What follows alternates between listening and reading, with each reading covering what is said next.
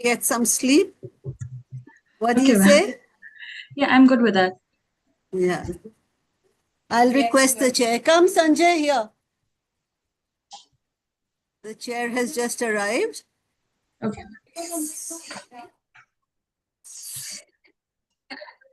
Mhm. Yeah, please. हाँ वो फिर बंद कर दे पीछे से बंद कर देना है मतलब लाइव तो करना है हम लाइव कर रहे हैं ये बंद कर दे हाँ तो साउंड आता रहेगा या and we go here and who are the speakers? Let me see.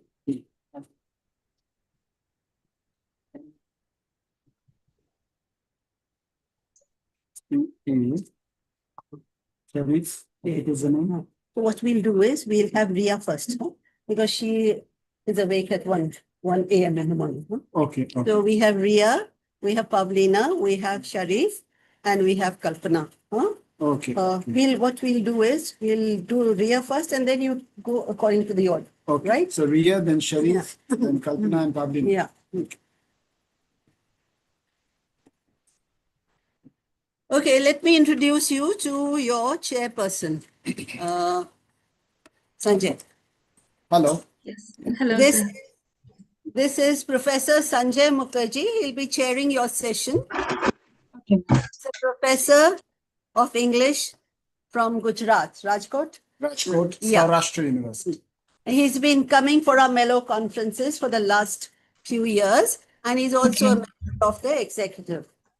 Okay. So, Sanjay, over to you. You have 4 speakers Yes. from 4 different countries. All right. Yeah, everyone does not have the same luck, huh? So You 2 have in person and is it? And 2 online. 1 in person, 3 online. 1 in person and 3 online. One is from Bangladesh, one is from America, one is from Czech Republic, Okay. and we have from India, Kalpana. Yeah. Okay. All right, over to you, Sanjay. All the best to you all. Thank you. Sanjay. Thank you. Thank you. So good afternoon from India. Good afternoon, sir. And what time is it there, Ria? It's 1:30 a.m. here. AM. So Start with very, very early morning there. I Yes. welcome all of you in this hall. I welcome the other paper readers. Pavlina, I can see. Hello, Pavlina. Okay, Pavlina, what time is it there? It's 10:30 a.m. So 10:30 AM. Okay. yeah. Right. So we have 4 paper readers. Hello, Sharif ji, Professor Sharif.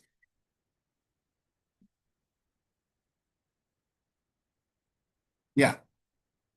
So we have a full house and we will begin with Ria Rose Thomas. And she is a research scholar with Christ University. And Ria, you please, I think introduction is this much is enough. You speak out the title of your paper and then you have 20 minutes at the most. What I will do is, 15%. yes, when the speaker touches 15 minutes of time, I will make a small interjection. I will indicate. Okay. Okay. So that you get time to wind up and conclude. Okay. Yeah. So I'll share my screen right now. Or I think the host has to enable screen sharing to present my PPT.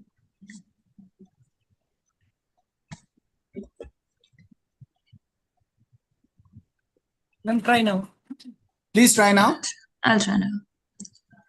Okay.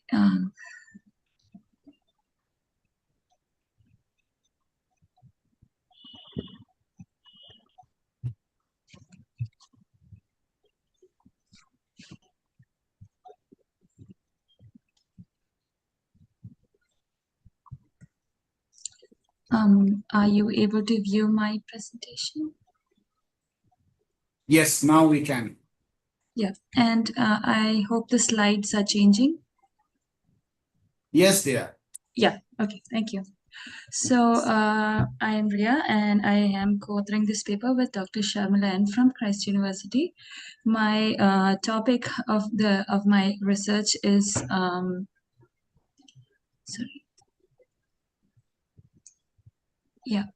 race and representation in Disney's adaptation of The Little Mermaid. I am having a little technical issue. Let's see.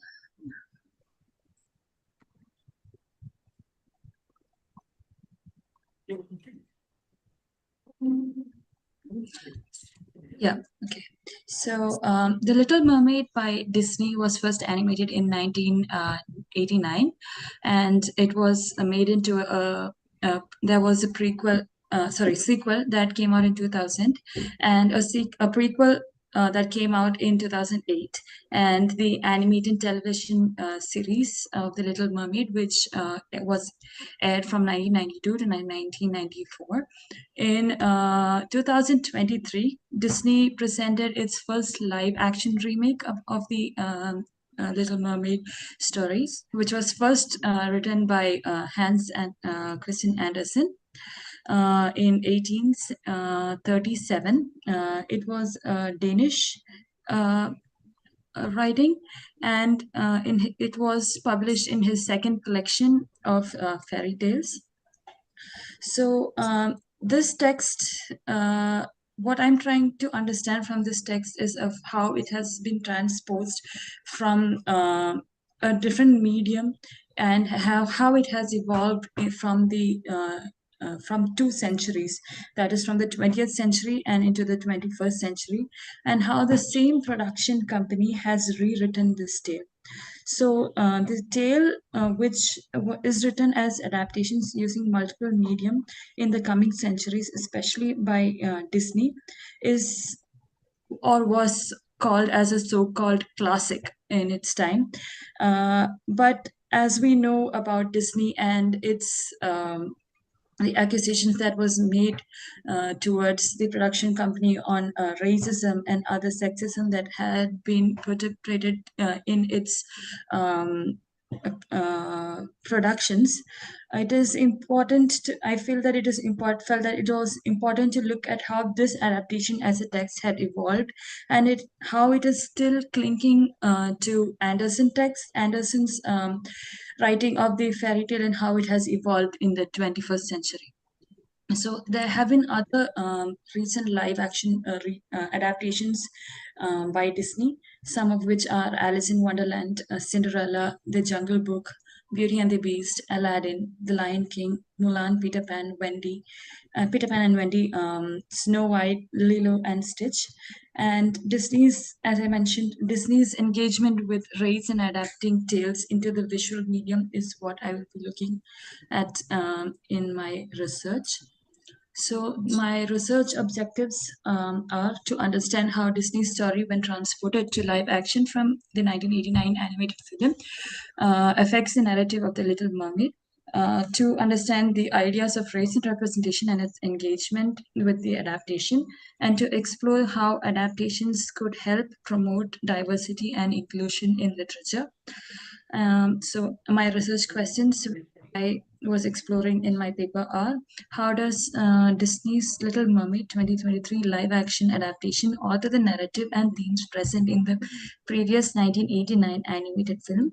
How does the live action adaptation of The Little Mermaid engage with race, and how can adaptations like The Little Mermaid become a medium and a form of countertelling to promote diversity and inclusion in contemporary literature and media? So while reviewing previous literatures, it came to my notice that there have been a lot of literatures that talk about how the Little Mermaid, its historical presence, that is, of how Andersen first collected the tale, and how it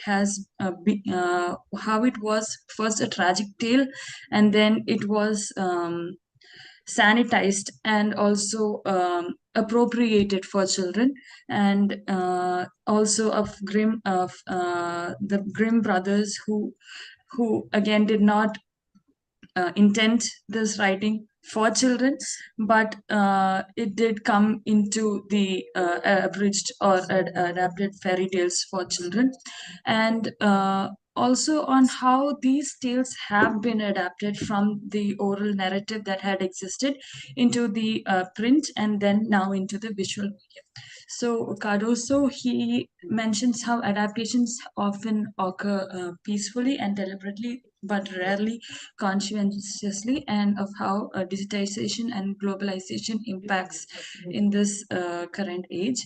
So Disney's adaptation of the Little Mermaid, that is in the animated version too, was sanitized and modernized to picture the American uh, Disney princess genre, and the commercialization and all of it led to the story and the characters being portrayed in a particular way.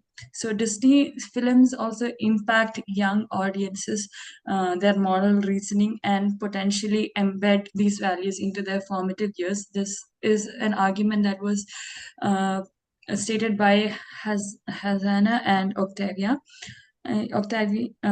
Yanti, sorry. So in this age where children's literature and where literature is evolving, and how adaptations are being told, or how stories are being told in the 21st century itself, shows how much medium itself and how much a story itself can impact a child's point of view and perception, and also globally. So Disney has 200 million viewerships each year, and there have been critical analysis of race, gender, and all class, and all these narratives, which are quite significant, also politically, also uh, in literature itself. And this has been pointed out by Chu in his writing. So the gap that I have found through my review is that there is a need for exploring adaptations as a medium for countertelling and resistance. And most literatures that when we look at the 98, most literatures previously looked at the 1989 animated version and how it has actually shifted from Anderson's writing. And these also highlight how this review also highlights a space to understand how Disney has recreated its 1989 version into a live action adaptation. So there is an importance of Disney's reach to various sectors of daily existence, as pointed out by Griot, because of entertainment, education, and commercialization. And therefore, I find it important to understand how adaptations act as a tool to redress narratives of racial stereotypes by the same production company, hoping for a trajectory of diverse representation in commercial films produced by them. The method that I have used is qualitative textual analysis, and by implementing theories of Linda Hutchins' adaptation theory and Delgado's critical race theory, I have been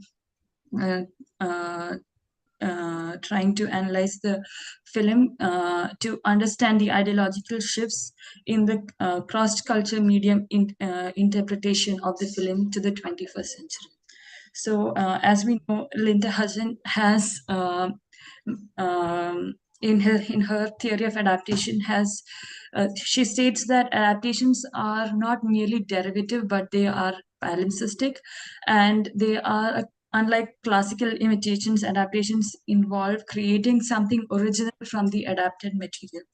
And Richard Delgado and Jean Stefanke, in their idea of the critical race theory, also talks about how storytelling is a powerful means for creating meaning and also challenging so-called existing notions, and to contradict the racist characterizations of social life, and help expose racial neutrality among people, and empowering marginalized voices and creating form of as a creative form of resistance.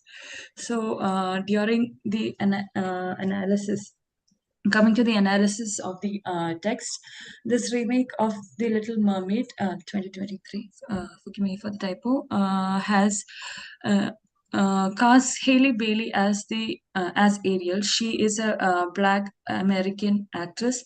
The 1989 and the 2003 versions of The Little Mermaid are similar in many ways, yet distinct, and because coming from 2 centuries, I feel that the films converge and diverge from the original narrative and that Anderson had portrayed. And Thomas Leach, he talks about how an adaptation has intertextual subsets, and this is very prevalent in this text. So Ariel, who was the red-headed white princess with blue eyes, is replaced by Black American African American woman with locks and red hair, which represent the Black communities and the African diaspora. The big round eyes, small these characterizations, which are usually seen in Disney's animated characters, especially of women, are renounced here. In the adaptation, Disney makes a conscious effort in casting and creating a multi-ethnic portrayal of its characters, and the white human race, which is seen on the on in Ariel's in The Little Mermaid, is replaced with characters from the West Indies and of Caribbean representation, and the inhabitants of this island now have portray the culture and the music of the calypso music of the West Indies. Then Prince Eric himself is portrayed as an orphan who was adopted from the sea. Though they do not elaborate too much on Eric's backstory, he is also given a longer story, a plot line, a longer character portrayal in the new adaptation. Ariel's sisters now are portrayed as people from different diverse continents, and they have characteristics that resemble their facial and also physical attributes represent diverse continents.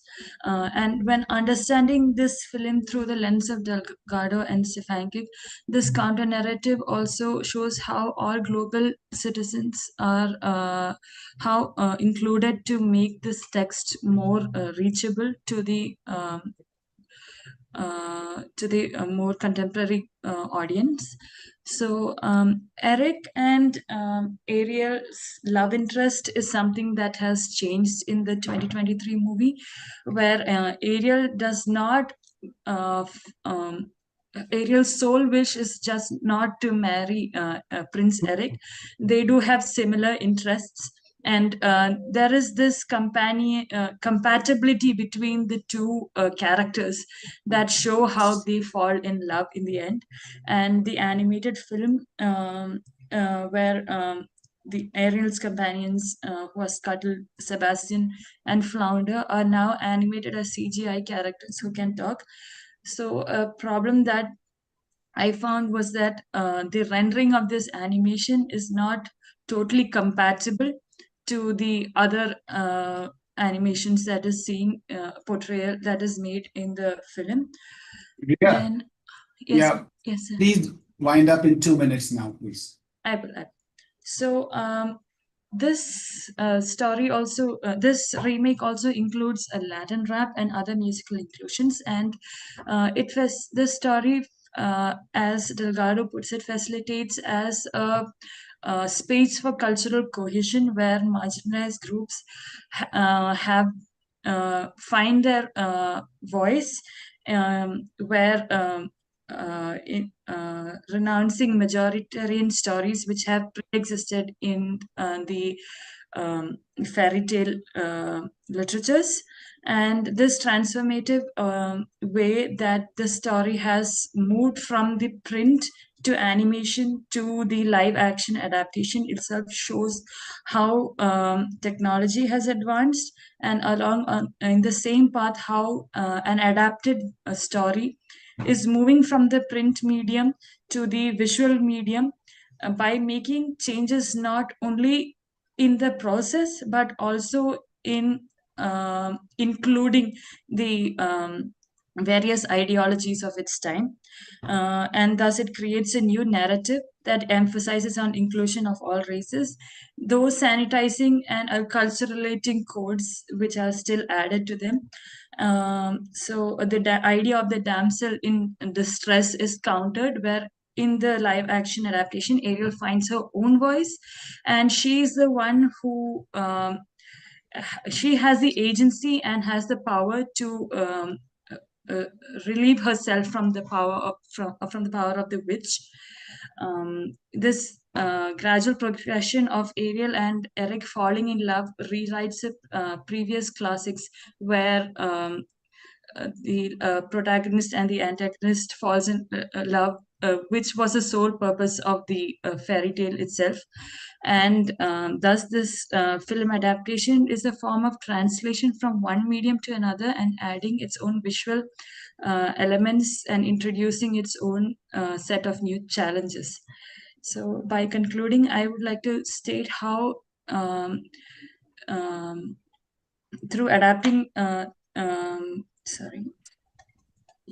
through adaptation theory, one can identify how stories are moved across medium, and how these advancements retell and interpret the original text from their contemporaries' perspective, holding true to the sole essence of the narrative, and thus being original but yet intertextual. And looking at the perspectives of Delgado and also Hutchin, it allows for an examination of racial representation and diversity within the storyline, challenging the radical and stereotypes which existed in the past of beauty and also sexism, and by casting a black actress as the role of the protagonist, it changes and changing the cast members for other ethnicities in the film. The live action adaptation departs from the stereotypes that dominated in Disney princess movies, advocating the voice of colored and representation of those of color. So this evolution of the text shows how the relation of between storytelling and adaptations, and culture in adaptations encourage in critical engagement of ideas of race and representation and agency in the 21st century. The limitations. I think we'll stop there. You are Okay, still sir. researching on it, and limitations probably will be added again Yes. as you move into your work. Thank you Yes. very much, Thank you, Ria. sir. We will take all the observations and questions at the end. I Okay, now sir. invite Professor Sharif Atiquzzaman, Professor of English, former Principal, Government Brajlal College, Khulna, Bangladesh. Please, sir, kindly announce your title, and then you have 15 minutes, and then I will point out Am I the audible time. to? Yes, you are. Am I audible to you? Yes, you are, Thank sir. you very much. So, can I share my PPT? Please. Is there share option is open? Is there share option is open? Yes, It is. It is. But I'm not getting that. Okay, I think there is some technical problem. I think because I'm not getting the share option. If I get it, then I will. Look at the green arrow at the bottom. Yes, yes, I know, but there is some problem in my screen. On my screen, I notice some problem. Am I visible to you You are also? visible. You are audible. visible and audible. Yeah. Okay. In that case, sir, please read your paper. Okay, I think I should not waste my time. So, Honorable Chair and the other paper presenters connected online, and I think Professor Kalpana Purohit is present physically. So, everyone, good afternoon. So, the title of my paper is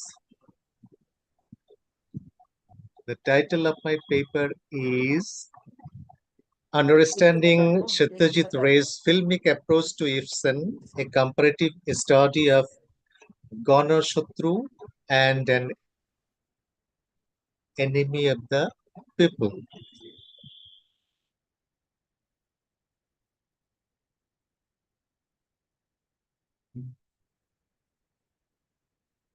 Satyajit Ray's filmic take An Enemy of the People to Ganashatru offers a keen exploration of how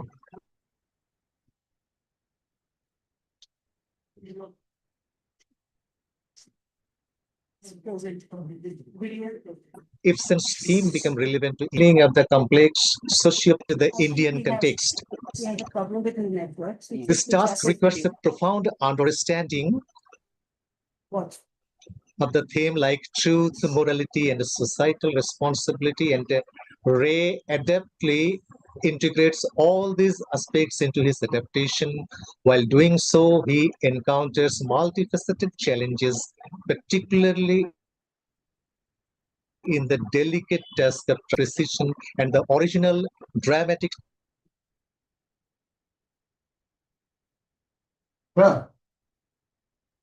tension inherent in Ibsen's writing.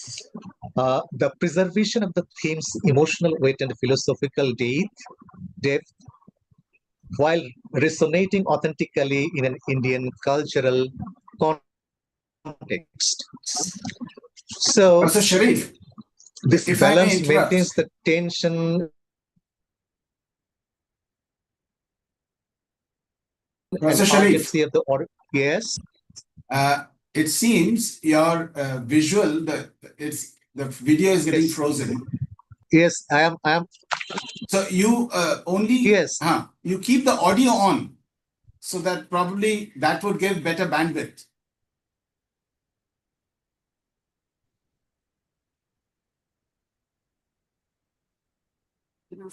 Yes, I feel also some problem with the screen.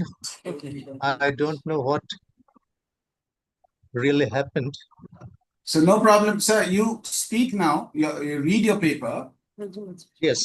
Am I audible to you? Yes, you are. Yes, thank you. Thank you very much.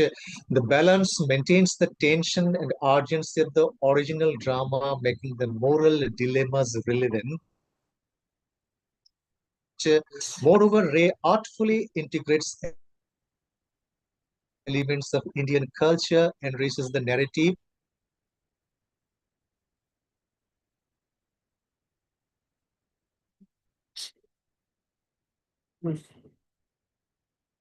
It's not happening.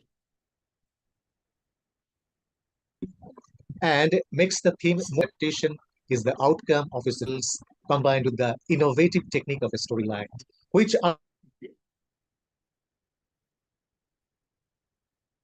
Getting switched off. The video is not ultimately creates a bridge You should between switch it off. cinematic It's not getting expression. switched. Satyajit Ray's adaptation of Ibsen to Ganashatru, focusing on religious exploitation and suppression of scientific truth. It examines Ray's skill in handling technical challenges and the literature on the adaptation, utilizing secondary sources, descriptive analysis. So I think the PPT is visible, isn't it? No. No, it is not, sir. Not. Okay. So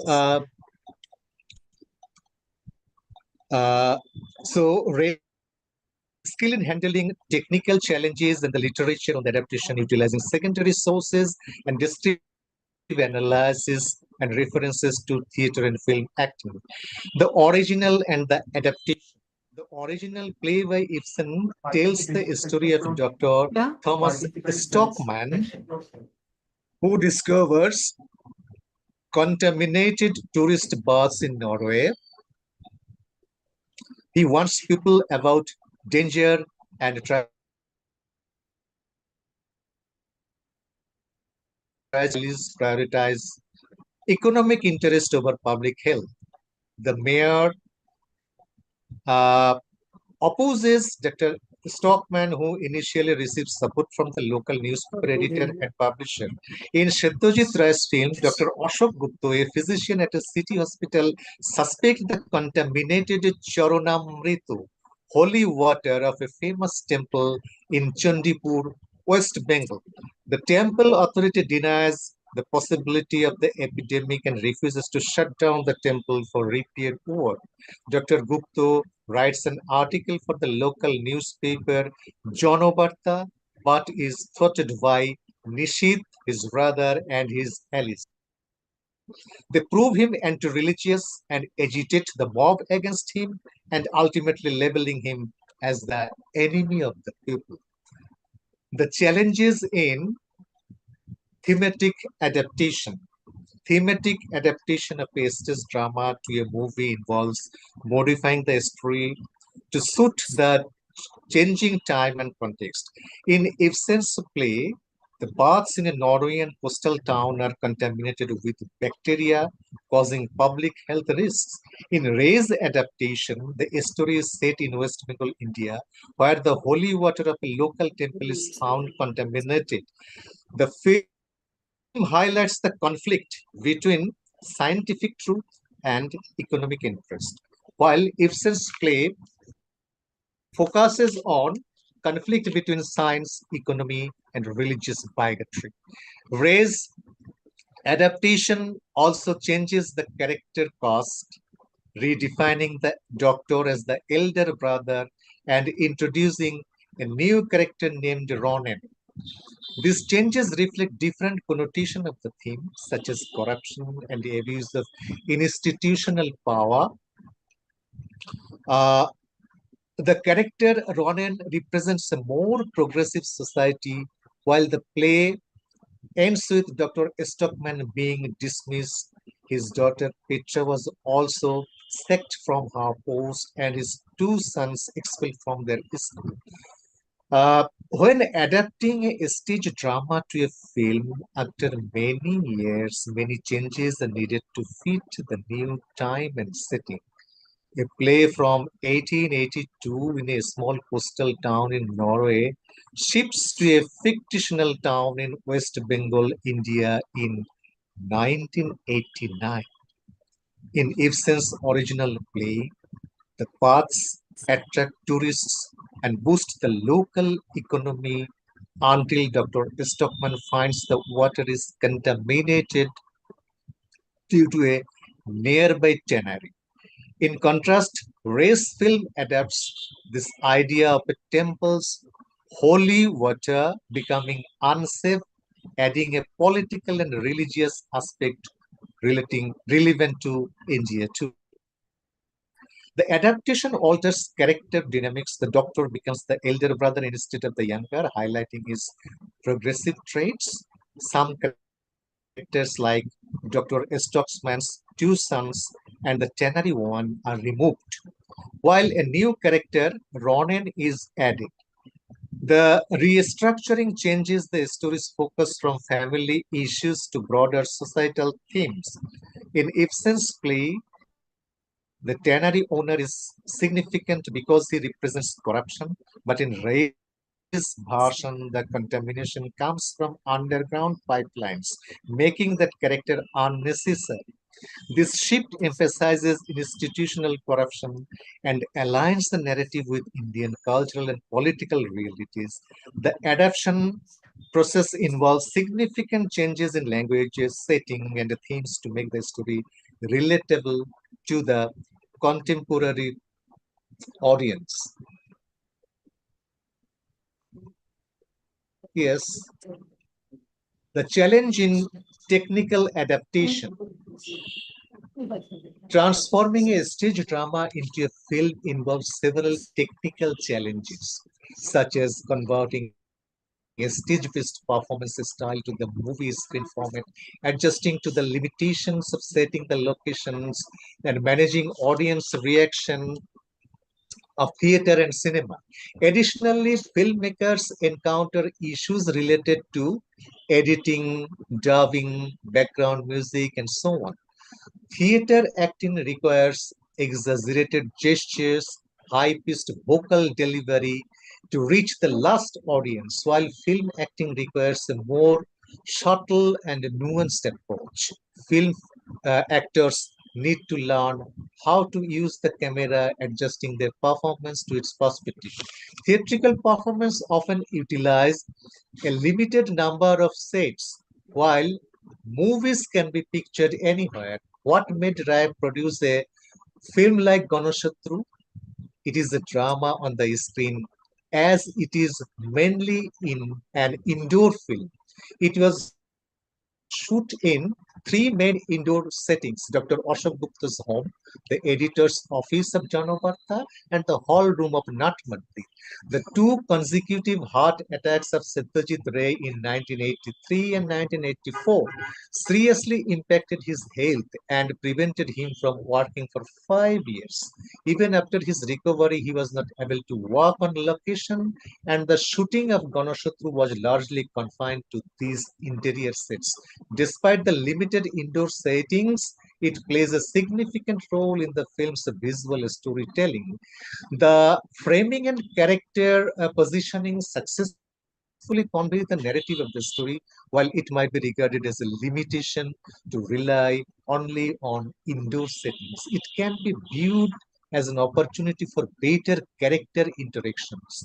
It also allows Ray to explore the passes from time and the impact of events on characters in a unique way. As a master of visual storytelling, Ray, despite using recurring settings, monotony removes the monotony by utilizing different angles that create a sense of rhythm within the film.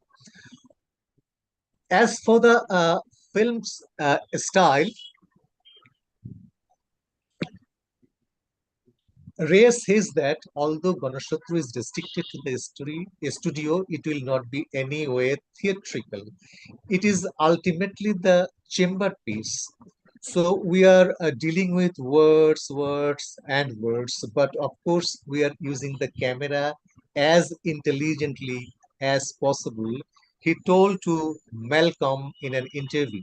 So, but there is a common belief among film enthusiasts, particularly among those who have watched Satyajit Ray's film quite keenly, and that Ganashatru is by far his worst film. The film suffers from some extremely poor technical treatment, and there are other groups of people who are tempted to agree with the statement that Ray has transferred Ibsen into Ray in Ganashatru. So, the decision to shoot the film indoors due to his health issues serves the purpose of adapting Ibsen's plays, setting with its focus on a small town and its inhabitants. The story's projection is well suited to the confined space of an indoor set. Shooting Ganashatru indoors allows Satyajit Ray to work within his physical limitations, although it does not limit the film's artistic and narrative essence. Rather, enhances and explores its potential in a new dimension. Ray was conscious to remove the last trace of theatricality from his work. He told Andrew Robinson in an interview, I found that for once one could play with human faces and human reactions rather than landscape, nature in its mood, which I have a lot in my films. Here I think it is the human face, the human character, which is predominant.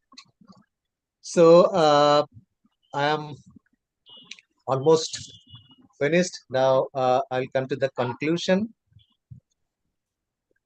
Adapting drama to a film involves several important elements, including core themes and characters, narrative structure, underlying structure, condensing and expanding, visual storytelling, techniques, pacing and tone, balancing act, respecting the source, casting and performances, technical aspects, etc.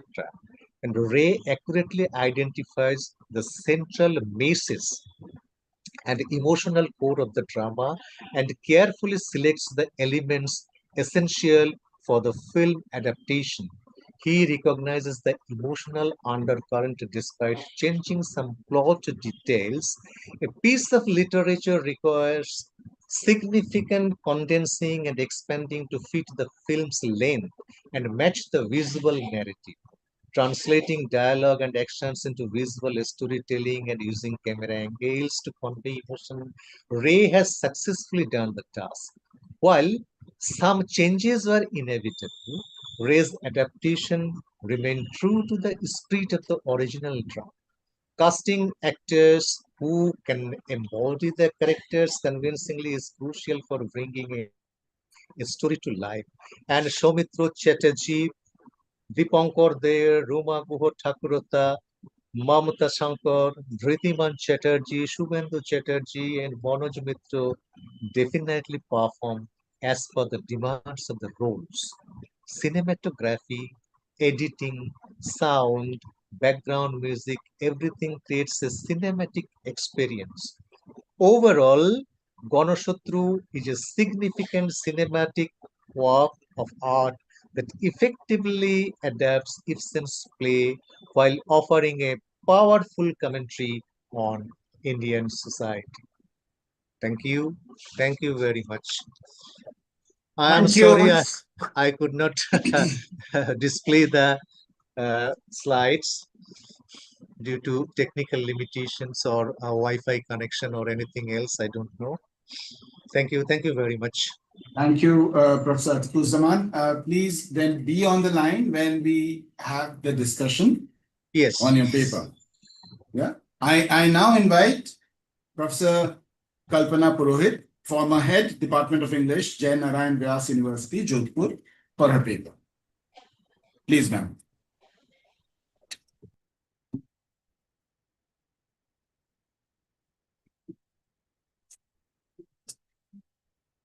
Okay.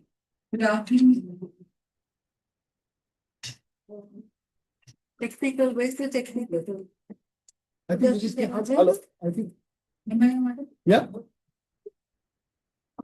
लिखना भी चाहिए ना Oh, good afternoon, everybody. And I have all sympathies for you all because I know after lunch you are made to sit here. So I promise I'm not going to, I told the chairperson, I said I'm not going to read the entire paper because it's very extensively drafted. And my abstract says it all. So if you get time, just read it all. You may also find some overlapping of some issues and terms which you heard yesterday. So bear with me for 20 minutes. And Professor Sanjay, my greetings to you as a chairperson, and I hope you give me 20 minutes. Including discussion, ma'am.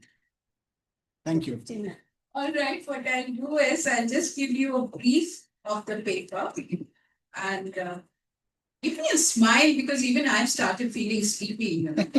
And what I have done in this paper is like I'm discussing, I'm traversing and taking a journey of literature and its cinematic transformations. So the endeavor, of course, investigates the role of adaptation in bridging the gap between literary tradition and visual storytelling by navigating between, of course, the word you've been hearing, the fidelity on the source text and creative reinterpretations.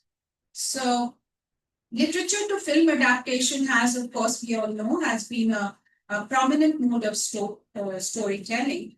And early stage dramatists often reworked myths, folk tales, and literary texts for the theatre. By the 20th century, when we see the history cinema too, that embraced adaptation as a central creative practice. So John Harrington observed that roughly 1/3 of all films ever made have been adapted from the novels or other literary sources. From Shakespeare's plays themselves, adaptations of earlier, we know that they were adaptations of earlier tales, to modern Hollywood renditions to bestsellers, adaptation underscores a fertile dialogue between old and new forms. Apart from being simple transfers of content, adaptations are now understood as complex reinterpretations that involve transformation and commentary, and not just the translation of a story. As I was talking to a friend in the morning, a common term we use, page to screen, you know. So in the context of Indian cinema, I come to this area which I have held. Adaptation has a rich history and a unique trajectory. Since the early days of Indian filmmaking, directors have looked to literature for inspiration. And first full-length Indian feature, Raja Harishchandra, drew on mythological lore, and many classics of Indian cinema have been based on literary works, including the regional, language novels and plays. Adaptation from Indian English fiction, novels written, in English by Indian authors, to film is the more recent development, but one has grown significantly in the post-independent era. Sorry. This form of adaptation represents a cultural translation. The source texts are often in English, addressing both Indian and international readers, while the screen version may be in Hindi or any Indian languages, aimed at mainstream local audience. Now, Indian filmmaker adapting from English language novel faces the dual challenge of fidelity, honoring the literary source's essence by molding the story to suit the taste, sensibilities, and expectations of a diverse film audience. Now, early debate on film adaptation centered on fidelity, as we've been doing, the extent to which a movie could faithfully reproduce its literary source. So pioneering critics like George Bluestone, I'm not referring to some of them, Linda Rachel and all, we've been talking a lot. So George Bluestone challenged this notion, contending that a film inevitably becomes a distinct artistic form separate from the norm. We had an extensive debate and discussion in the very session in the morning. And he observed that when literature and cinema intersect, like two intersecting lines, they meet at a point, then diverge, highlighting the necessity of transformation to suit the medium of film. In Novels into Film, which he wrote in 1957, he maintains that a skilled screenwriter recognizes cinema's unique conventions and works within them, acting as a true author, not a mere translator of the text. And this perspective, radical for its times, shifted the critical focus from mere fidelity to a creative reinterpretation. So it was stressing the kind of reinvention boundaries and opportunities for cinema now. After this, modern adaptation theorists increasingly had a different view with a form of interpretation. And I won't deal with Linda long because you all know that it was acknowledged as transposition of recognizable works or authors. And I quote, a creative and interpretive act of appropriation, an extended intertextual engagement with the adapted work. Now, here I'd like to acknowledge, many of you must have met Professor Chandran from Hyderabad, and recently I was with him in Delhi. And we discussed, I happened to pass on my paper to him, and he had the reservation for intertextuality. So I'd like to acknowledge here, because my title had intertextuality there. And I said, I can't change Chandran now. And he said, why not take it two mediums separately now and say inter-genres, right? So I fully agree with him here that it's not only intertextuality, but there are two genres, two mediums now. We take them as, recreation of a new medium or new setting. the movement of a story into a new medium or new setting. And you find that adapter's interpretive and inventive role is also there. So Linda, of course, had suggested this to the audience that we get a unique double pleasure from adaptations, recognizing the traces of the original work while enjoying the novelty of the reimagined work. Right? So there's another critic, Dudley Andrew, and he had outlined 3 modes of adaptation: borrowing intersection, fidelity of transformation, and he talks of intersection as well. So in borrowing, a film loosely draws from the source, leveraging its prestige while reimagining its contemporary. In intersection, it preserves the form and voice of the original, often resulting in avant-garde films that foreground their textual roots. Fidelity of transformation, and that's the most commonly discussed in every session you must have heard. It attempts to maintain the core narrative and thematic essence of the source. So, however, he warns against over-emphasizing over fidelity. He says as adaptations inherently interpret their sources through medium-specific choices, like restructuring timelines or visualizing internal monologues. There is another critic, I'm just referring his name because I love reading his works, Melow. And by contrast to, you have another writer, Croshaw, in Theory of Film, that book he wrote in 1960s. And he emphasized fidelity to a novel's objective reality.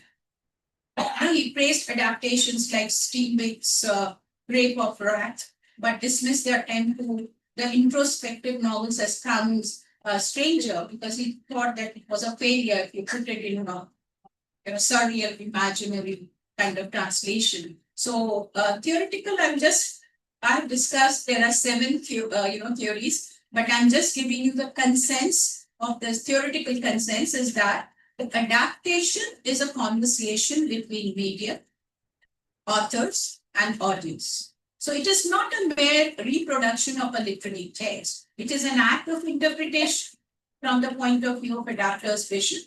The cinematic mediums, of course, we see that it requires a lot of compromises. Adaptation, it may be language, length, depth, whatever, but it offers opportunity. It offers opportunity to the film directors and producers. By shifting the stories to new forms, adaptations can renew and even augment the source material, uncovering new meanings. It opens a lot of, to the new, of course, and it reaches new audiences. Now, Indian film industry, one of the largest we know, has a long tradition of mining literary sources for funding, from vernacular Indian classics to modern novels. Countless films have been born from these books, and the source novels often cater to a bilingual educated readership and may contain nuanced commentary on Indian society, history, or identity, intended for a cosmopolitan audience also. Now, in the Indian context, if I see adaptation is just not the transfer between mediums, but frequently it is also a transfer between languages, narrative traditions, and audience sensibilities. Historically, I'd like to refer to Satyajit Ray's, how he demonstrated, translated the literature, translated to cinema with his artistic success. His Bengali films are there. It's Pother Panchal, am I right? Panchal. So they were adaptations of novels that remain deeply respectful to the spirit of the source, purely like for the purpose of cinematic expression, to evoke emotions. In the 50s and 60s, when we see the Hindi cinema, we see number of literary adaptations, from Hindi and Bengali novels. I just like to focus on one film right now. I just thought instead of giving you, I have discussed 3-4 films, but maybe just one would be sufficient for you know, what I'm trying to do. So one of the earliest and most significant, Indian English novel film adaptations. Most of you read the book Guide, and also I'm sure witnessed the film. Most of you.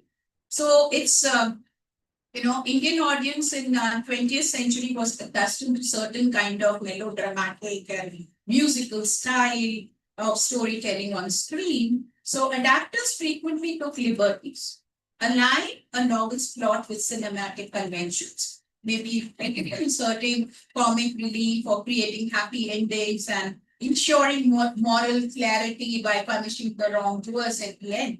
So moving to later decades of 90s and 2000s, the scope of Indian English fiction being adapted widely, and so did the approaches of many filmmakers, Pamela Rhodes and Vishal Bharadwaj. They handled adaptations with varying balances of fidelity and innovations. What we have in our title of the conference, tradition and innovation. So these people are perfect examples you can talk of. One observes conscious adjustment, for the socio-political context. That is very important in adaptations in Indian films. For example, depictions of communal tensions, caste issues, sexuality, they might be toned down or maybe altered sometimes, depending on the era's censorship norms and audience tolerance. On the other hand, you have filmmakers sometimes add political or social commentary via adaptation, using the story's events to comment on contemporary issues as well. Another interesting facet is the role of music as spectacle in Indian film adaptations. The inclusion of songs, elaborate visuals, and that can significantly change the tone of a story. A contemplative novel might become a lush musical drama on screen, and this is not merely a comical aside. Rather, it often serves to translate literary themes into a different register. We often grapple with language also. This entails not only just translation of dialogue, but a cultural translation of humor, idioms, and sometimes whole character backgrounds to make them relatable to the target audience. I mean, in all these ways, adaptation in India exemplifies the balance of preservation, transformation. Now I come to deal with Narayan's Guide, so you'll have an idea. I don't have to tell you the story. I'll just pick up the areas where there is a difference. R.K. Narayan's novel, is a very well loved Indian literature in English. Most of you must have read the story of Raju, a tourist guide in the fictional town of Magu. Now, the novel certainly satirizes spiritual challenges and explores the theme of transformation, illusion versus reality, and the clash between traditional and modern values in 1950s of India.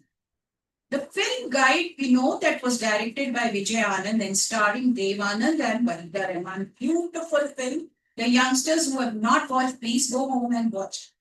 Was a landmark of Indian cinema, Hindi cinema especially. It was both a critical and commercial success. So it is remembered for music and dances and performances, the whole storyline, because it was a depiction of adultery, which was very uncommon those years. And it was very unusual for its time. So, however, as an adaptation, Guide made several notable changes to Narayan's story. And why he makes it, I'll tell you why. Changes are made, though we know that R.K. Narayan was very unhappy with this. That's another story. Now, one major alteration is in the narrative structure and focus. Narayan's novel uses an almost fractured timeline, constantly shifting between past and present, which creates a layered understanding of Raju's character. Somebody in the morning asked me, it can be a polytemporal kind of a technique, which normally these people were, but that was employed in 1980s for. This is just the past, flashbacks and all. Okay, so there is a difference in that.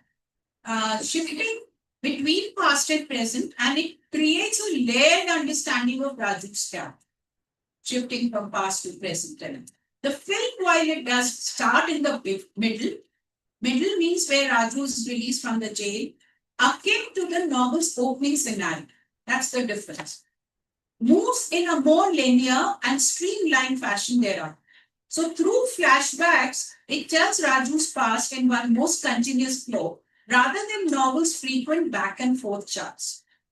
As noted by adaptation, like scholar Lester Nishi, in a general context, the film adaptations often make the narration kind of omniscient or impersonal.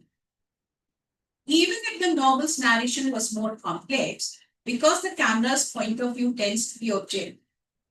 Now, hand in hand with this, you have a tone of the story also shifts. Narai's story writing is gently like ironic, and the ending of the novel is deliberately ambiguous about Raju's fate.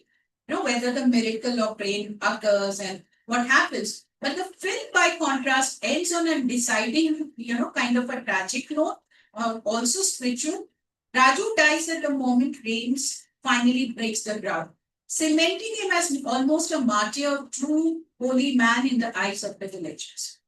In the novel's ending, Raju, weak from fasting, he claims, and I quote, when it's going to rain, it's raining in the hills, he keeps on saying, I can feel it coming up under my feet, up my legs. He says, and then he collapses. Narai pointedly leaves it open whether rain truly comes or whether Raju survives. But it's an open-ended kind of thing we can. And here the film's ending is unambiguously optimistic yet fatalistic. It shows the rain and Raju's death, making him a saintly figure whose sacrifice is validated by divine reward, and that is the rain. Vijay Anand likely made this change to provide emotional catharsis and clarity for the audience. A Hindi film of 1960s would typically not favor an open-ended conclusion like that. Just one more, maybe character portrait with a moral framing. I'll talk about it and maybe I'll just talk about my conclusion. Another critical change you will find is the character portrayal and moral framing, especially regarding Rosie. Rosie and her husband Marco, if you remember. In the novel, Rosie is a complex figure, a married woman who falls in love with Raju and pursues her passion for dance. Defying the norms of conservative society, Marco, her husband, is depicted as very cold and scholarly and neglectful of his wife. And he doesn't care about her. But importantly, he is not realistic. Rajiv. 5 minutes or 3 minutes? No. 2 minutes, please. Just 2 minutes. The novel doesn't provide any justification. You will find for Rosie's infidelity. But here in film, you have a notable change and addition when Marco himself was in act of infidelity. And that made Rosie, deviate. So these are two things you will see the film softens the novel's exploration of gray morals kind of. And now, yes, music indeed a significant transformative tool and guide. I'm not giving in detail. Maybe while discussion we can talk about it. And then come to the conclusion part in 1 minute. I have discussed Dushwan Singh's trade into Pakistan. See, there are different approaches I wanted to see. Some have truly, fiddled, they have been fiddled to the plot and character, some didn't. And if you see Three Idiots, the director just takes a beginning and then he goes out of it. Unfortunately or fortunately, the writer was very happy with it. But Rooks was staying with the train to Pakistan. She did, not use the major elements of or add some kind of subplots. So there are different movies, some stuck to the plot, some did not. Ruskin's Bond, please read Blue Umbrella. That's wonderful film by Vishal Bharadwaj, which I have taken into account how the local songs and folklores had functioned in manifold and how they established. But let me come to the last 2-3 lines of your conclusion and then we can discuss it.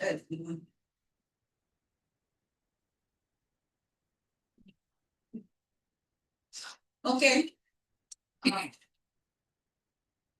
As I said that how adaptation charts its own creative path. And adaptation also balances act between fidelity innovation. And filmmakers can transform internal monodots. But what I want to add here is adaptations from literature to films are interpretive journals that enrich the source material legacy. And they are new stories made of old stories, proving the adage that a classical tale can be told, retold across times, across culture, not as an act of replication, but as a vibrant, ever evolving dialogue between text, creator, and audience. And each adaptation in its fidelity or its divergence ultimately reshapes literary narratives while retaining their essence and ensuring that these great stories continue to live, breathe, and find a new expression for generations to come. Thank you so much for your patient hearing. Thank you so much. I look forward to discussion later. Thank you, ma'am. I now quickly invite our final speaker, Pavlina Platsarova. Are we pronouncing your surname correctly? Yes. Forgive us. Yeah, Yes. Platsarova. She is Associate Tenured Professor of English and American Literature at the Department of English and American Studies, Faculty of Arts, Palacky University, Olomouc, Czech Republic. Is it? Please, ma'am. Welcome. Thank you for having me, and let me share the screen at least started. Can you see it?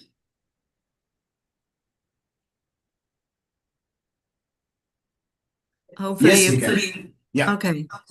Excellent. So I'll try to put it into presentation mode. Okay, so today I will focus on two media. One is the novel by Monica Ali, published in 2003, Brick Lane, and the second one is the film adaptation dating back to 2007.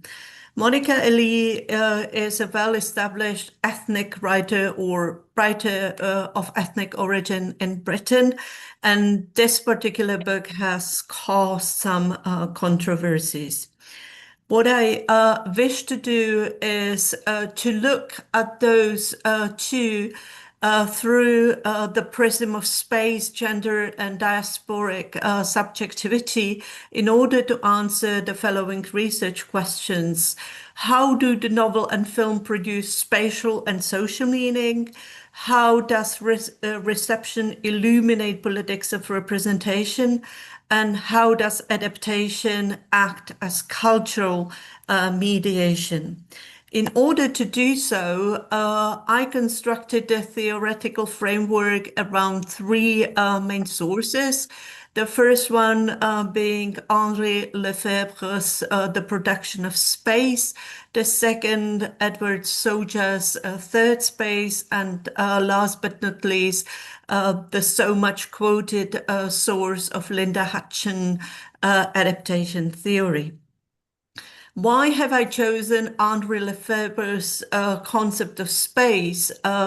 The answer is quite simple, because through his three categories of space, we can see the development of the characters presented both in the textual media of the novel and in the film media of the movie.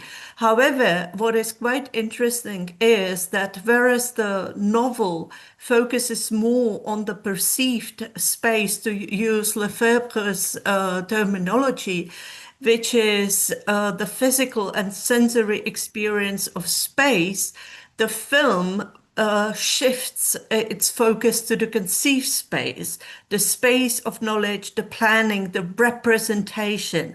It's rather kind of abstract, and I will show it on particular examples how the filmmakers do it. What is also essential in Lefebvre's theory is that space, and that's the last bit on the slide, space is socially produced and continuously shaped. and it's a dynamic process. So we cannot take these categories as being a nicely wrapped envelope or a box and apply it, but we have to see it in the context of the character development.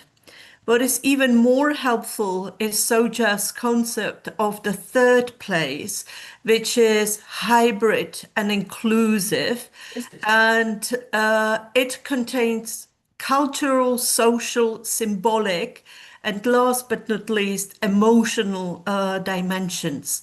Of course, what you can throw in into this melting pot could be Foucault's notion of heterotopia, but obviously we don't have space here to venture into the theory of it.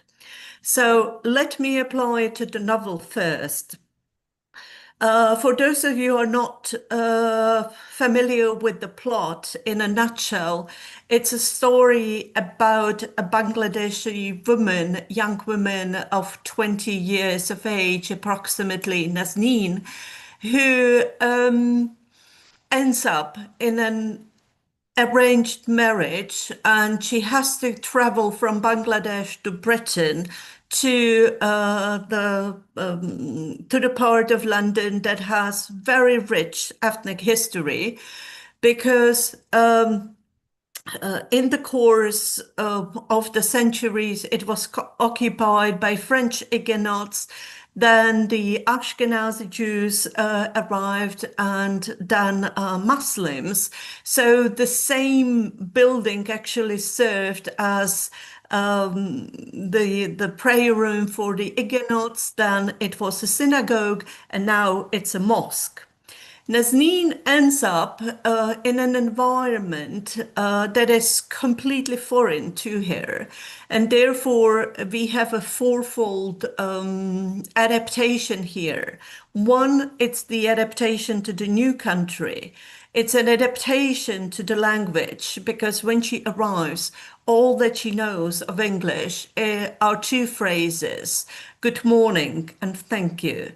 Third, she has to adapt to her much older, twice her age husband, who praises the British culture, and it almost seems that he wants, quote unquote, the American dream come true in Britain, but he fails to do so in the end effect. And third, or fourth, pardon me, she has to adapt to a new country, to the new system of values that she is totally unfamiliar with.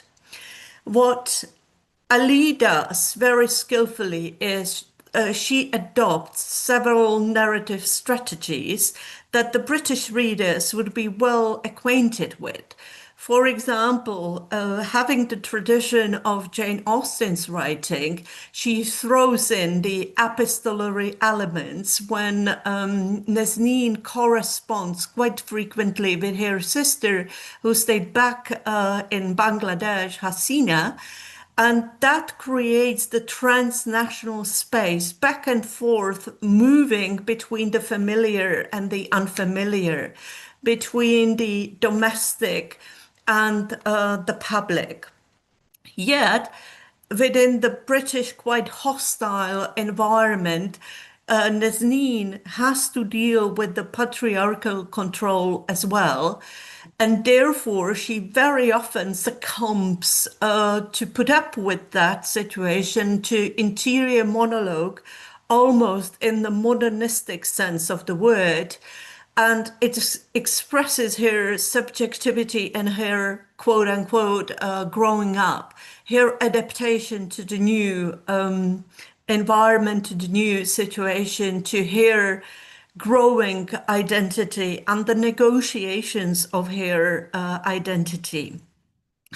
And last but not least, we should not forget the division line between the street and the home. What you can see.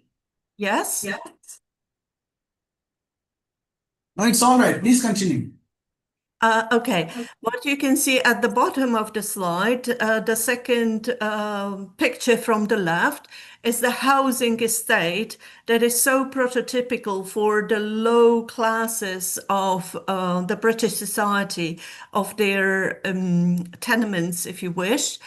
And that's the prison for Nazneen at first. And at the same time, the left-hand side image, the brick lane, it's a very symbolic wall that divides here from the rest of the society, from the people living even on the estate.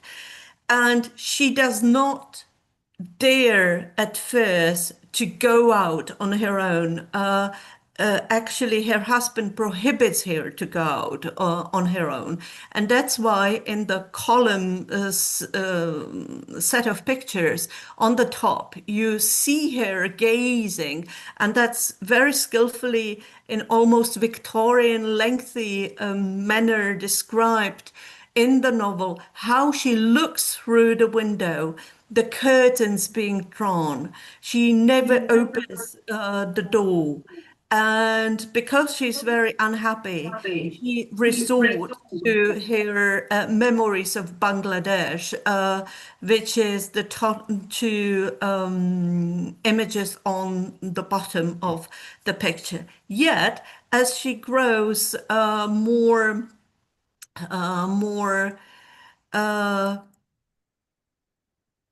confident, she ventures into going out to the market. She goes through the gate of what is today called the Bangla town. She looks out of the window together with her daughters, and she even starts a love affair. Okay, as regards the film that was released in 2007, the council flat that in the novel is depicted or described as the geography of the continents, because she spends hours and hours looking at the peeling walls where the damp stains create as if a fictional map. In the film, we have close-ups on the curtains, on the dimming light, there are extended scenes with silence only. And a very skillful rendering with the voiceover of the epistolary passages, with Hasina's letters being read aloud as if in the mind of Nazneen, bridging Dhaka to London. And as you can see, you know, at first, the left-hand side top image, she's very unhappy, very unconfident. Then she slowly starts to open the door. Then she ventures into exploring London with her husband, still looking out of the window, but then upon recommendation of her neighbor, she starts her economic journey to independence, because she accepts a sewing job, by the way, that is historically bound, because in the Tower Hamlets in the Brick Lane area, a lot of weaving was done and cloth was produced there in the 18th and 19th century. She walks alone in the streets. She spends her own money, and her final transformation is reached when she takes her two daughters. They buy the skates, and in sari, which still keeps her cultural identity of her homeland, they go skating on an ice rink. And as you can see in the final image, she's laughing, and she almost closes all the monologues that she has in the book, transformed into the film by the following quote: "This is England. You can do whatever you like." And in the 3 minutes that I have remaining, let me conclude by saying that the film sparked protests in the Tower Hamlets among the Bangladeshi community because they argued that the film in particular misrepresented the locals and that it did not show well enough the hybridity of the identity, and that it did not fulfill the adaptation function as a cultural mediation, but rather that it limited it to, say, religious aspects. And although both the text and the film illuminated gender, class, and ethnicity through the focus on the area of London, the locals felt that the book was not written well either, and demanded that the books be burned. Luckily, that did not happen, and it was settled in a peaceful manner. Yet, among the literary crowd and literary scholars, the book received very nice reviews because the majority of critics believed that diasporic experience can be constituted and shown through the spatial negotiation, and that Nazneen succeeds in her journey through the adaptation to the British environment, whereas her husband gives up and returns to Bangladesh. So thank you for your adaptation, and that was my 15 minutes. So.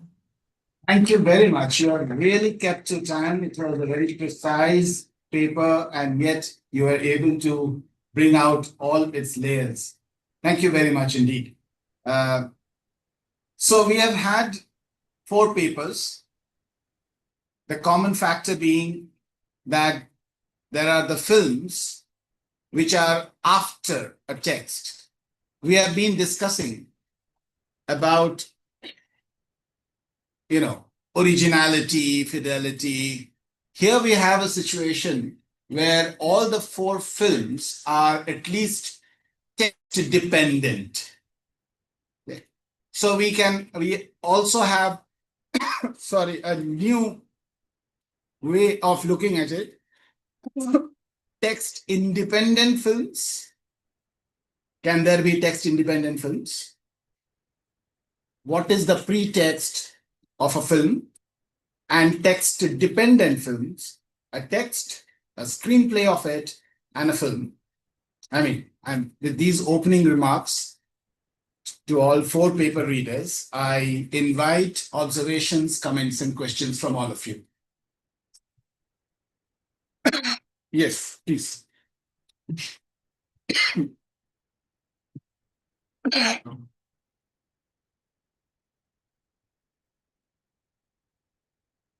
Please introduce yourself and ask the question.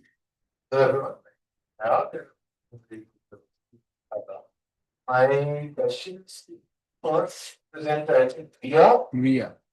She's online. She there? Yes. Yes, But Ria is there. your audio is not that audible. Yeah, I'm speaking loud. Am I audible at all?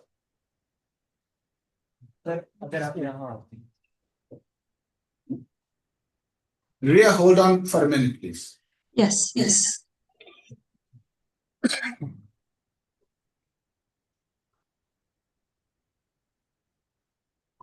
Hello? Is this better? Yes, yes. Hi, Ria. Am I audible now? Now I can. So just a very quick question. I find it curious, and I'd like you to comment on this, Mhm. that, Trump rules America, and in so many ways, racial tensions, racial hatreds are getting worse, let's be frank. things are getting harder and harder for marginalized groups, Indians, Hispanic people, Black people as well. And meanwhile, Disney continues to pay lip service, it seems to me, to multiculturalism, to political correctness. So would you like to comment on this lag or this gap between, Disney continuing to, try to be more politically correct, even while America seems to be going backwards? It's a kind of a question which has, I believe, two sections, two sides of the coin. The first part that I would like to address is considering the text itself as a piece of literature as a whole. So looking at the remake in that point of view, I believe the remake has moved forward in a lot of ways, trying to be more diverse and trying to show more ethnic communities in it. But as you said, politically, there was a lot of problems where during the release of the film itself, there was a whole hashtag called hashtag not my Ariel. So this debate was something that went on for a long time since the trailer of the movie had been released and up till after the release of the film. So I feel that looking at the text as a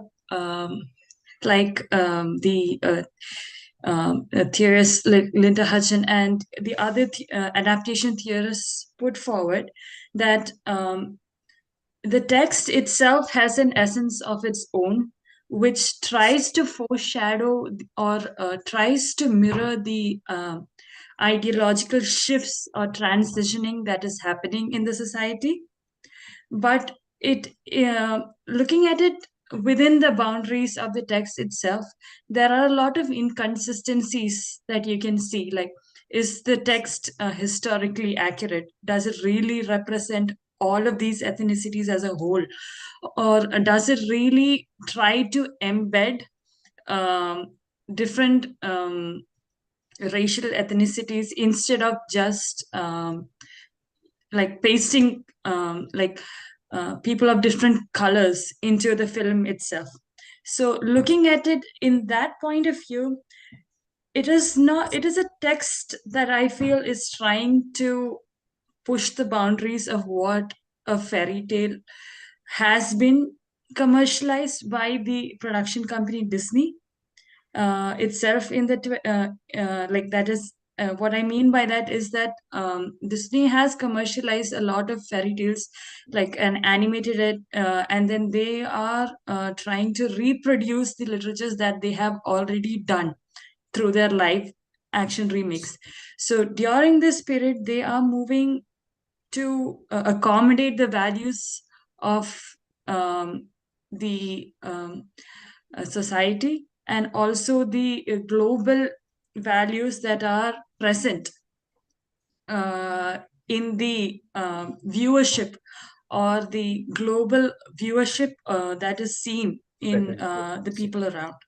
So that accommodation is trying to happen. How, or is it better, is a question that I'm trying to address through the research. And as my research pointed out, through Delgado's idea of counter storytelling, this steps forward as a way to rewrite some mistakes that have happened in the past, but it does not truly show how the text has a full core or foundational value. It is trying to find its space and grappling forward into finding how they can or how the industry can accommodate more Okay, yeah, racial. I think you attempted a very good answer to a difficult question. I would say moving Mhm. out of your presentation and drawing in the current political situation. Yes, it's other observations and comments, please, on other paper readers. If nobody has, Sanjay, can I, because you made it open with the different kind of text and the films, can I take 2 minutes? This is an example of certain films and text. Hold on. Are there no observations? Come on, even if you were sleeping, whether you were, there's a final observation for you actually. Because it, yes, it isn't it? Terms of the way in which music has been presented is different. Yeah. In the book, she is involved heavily. Yeah. In the film, the film you're pretty steady. Yeah. And one of the examples to be the things where she is shown as slipping up in the kind of a thing. And you will notice that she is clad in a white saree, right? And it is taken from a distance. So it is not as if we're trying to show her as somebody voluptuous. And that is limited, that is removed, that is excised. And the idea is that she is an artist, and the art that she actually gives it is of really fascinating. And that is why she's just so it's a long camera shot. The number of scenes you can really interpret in this film because of paucity, but it's only for the younger lot I was sitting, and I hope you keep awake because train to Pakistan I was referring to. See, earlier I said there's a deviation in some scenes for whatever reasons I told you. The filmmaker had to do it from the text. Similarly, if you see Train to Pakistan, it doesn't deviate much of from the text if you watch that film. In terms of plot and character, the film follows the novel very closely. And that is directed by Pramila Rose. So there's a relatively kind of playful adaptation of the novel.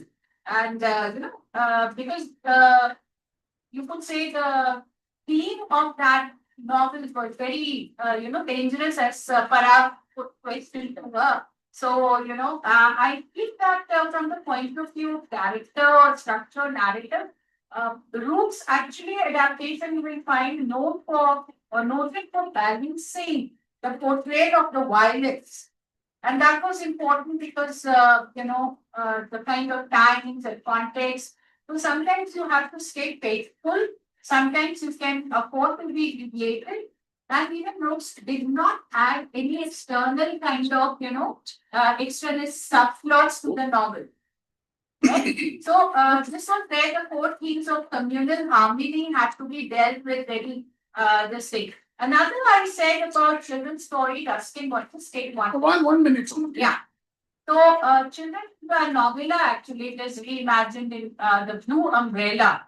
Now the Blue Umbrella is entirely deviating was just a story, and to develop it into a film, he didn't have anything to in his hands. So the extended adaptation was necessarily expanded, embellishing with a lot of narrative, but showcasing at the same time keeping to the stories of spirit.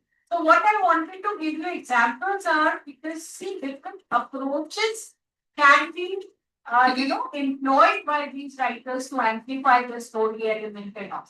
So, Okay. Badrina, are you still there? Yes, I am. I would like your observation. That's a beautiful analysis of space. Okay. Now, from the position of lived space, both perceived and conceived, there are only these two approaches. You cannot bring out or translate the lived space otherwise. How do you do it? Either you use language and describe it, narrate it. You allow the camera to show it. So how do you really distinguish? Is it just the textual thing of perceived and conceived vis-a-vis lived? How do you distinguish it? No, not really, because within the textual, the perceived is like the physical space where you live, and the conceived is the representation, the mentally constructed, as if almost idealized, what is in your mind. Whereas in the lived space, it comes together. And in the text, you can describe it, of course, with the words, whereas in the film, it happens that you have the camera turning 360 degrees round the space, or there is a close up on the face, then even a more detailed close up on the eyes of Nazneen. She does not say a word for like 3 minutes, and the camera lingers there. Or when she starts the sewing period, the focus is on her hands and on the, it tells you indirectly the productivity.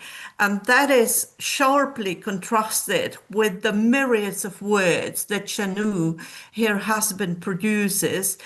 But he doesn't have a mind of his own because he always succumbs.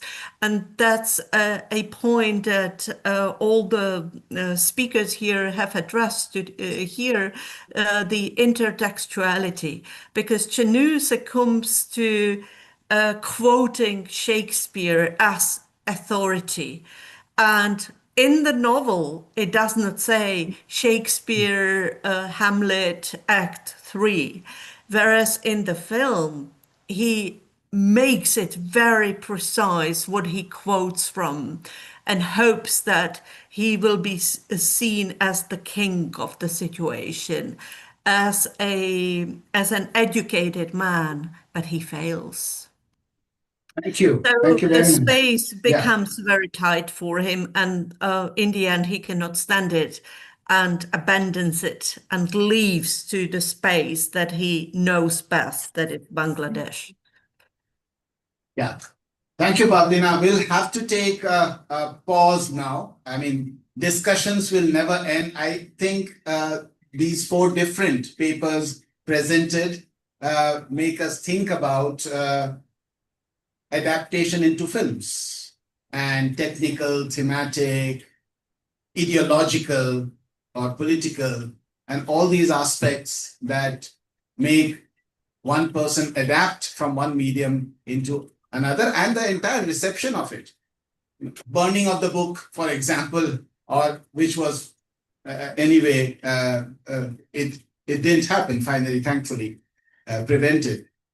So all these things that we have discussed today, I think we will go back thinking about them, and as we work in this area of adaptation, translation, or looking at various texts through various media, and it would help us. Thank you all paper readers very much. Thank you audience for being silent and but awake, I suppose. No question for me.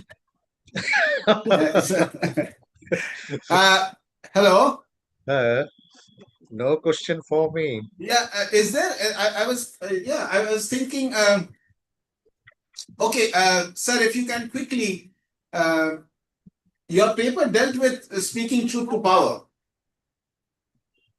Yes. And in a film and in a text, in the text, there would be an activist way of doing it. There would be a subtle way of doing it. How do you see, not just in the text that you're saying you have worked upon, but this larger aspect of speaking truth to power? How do you see it being dealt by writers and filmmakers? Thank you. Thank you very much. So if I have understood your question, that is, I think perhaps you know that Satyajit Ray, out of his 36 films, 26 was on the literature. So far I know.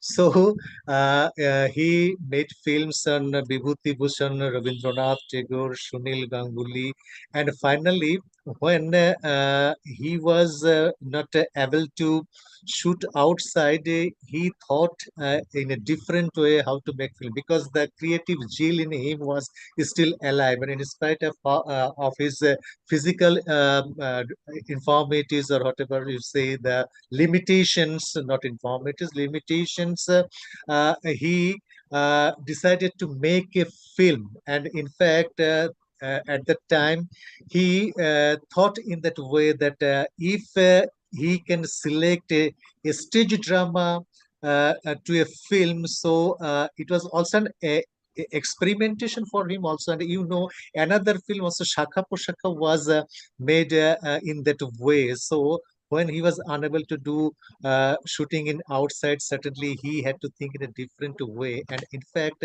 you know that when he was seriously ill and stayed at his Bishop Lefroy Road, he watched from his window, through his window, the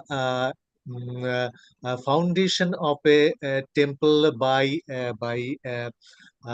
capitalist company. And in fact, when he watched that, and at the same time, when he was in mind about the an enemy of the people, so he thought it should be used in a different context, in a different, a broad political and religious aspects. And when he did it, he was in mind that there will be criticism, and though not might be in opposition, but in fact, when he selected that theme, so it was a new way of adaptation. So the contamination of water in Norway in Yeah. a different way, and it in India it was in a different way. So the context remained almost the same, but the political context is different, and the social Okay, sir. context is Yeah. also different.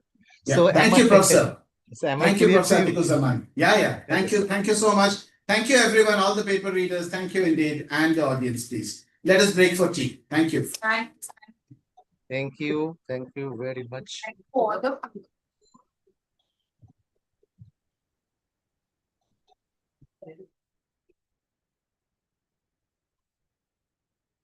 Oh, अच्छा photo में भी है oh बिल्कुल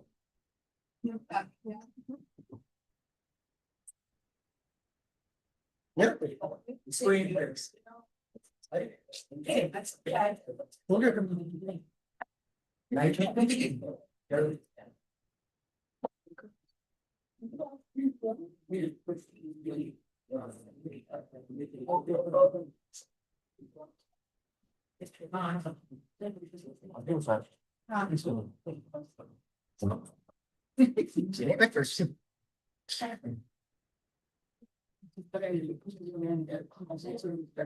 you. Thank you.